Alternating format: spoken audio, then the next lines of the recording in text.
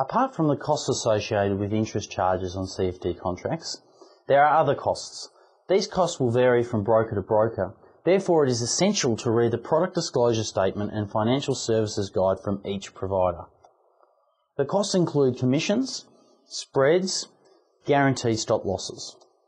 The commission is charged on each CFD trade to open or close a position. The commission is usually a percentage of the total value of the contract. For example, 1,000 BHP shares at $27 is $27,000. The commission at 0.15% be 27,000 times 0.15, which would equal $40.50. A broker will usually charge a commission on, say, a minimum of $10 or 0.15, whichever is higher. Now, GST is not charged on CFD commissions. Some brokers may not charge direct commissions but will offer spreads. A spread means the difference between the price a seller wishes to sell a share at and the price at which a buyer is willing to buy a share for. For example, the market depth on BHP shows a buyer willing to pay $26.99 and a seller demanding $27.01. Buying the share in the market, an investor would pay $27 to own the share and then pay commission on the transaction. To buy the share using a spread, the provider may offer a range of $26.90 to $27.10, so 20 cent spread.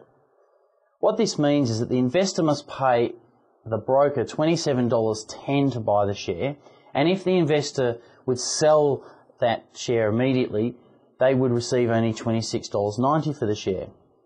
The variation from the market price is the fee charged by the broker to the investor in lieu of commission. This type of investing is generally more expensive than paying commission and is more difficult for the average investor to understand.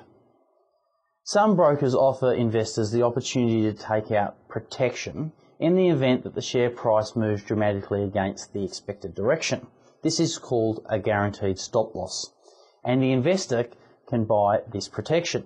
The manner in which the protection is purchased varies from broker to broker. So again, you need to read the disclosure statements.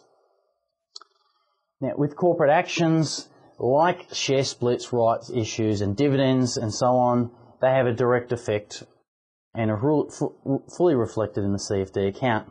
Benefits are credited to long position holders and debited to short position holders, and holders of CFD positions do not have voting rights. The holder of a long CFD position on the day a company goes ex-dividend will receive the face value of the dividend. The CFD cannot take into account the investor's personal tax position, therefore franking or imputation credits on dividends do not apply to CFD holders.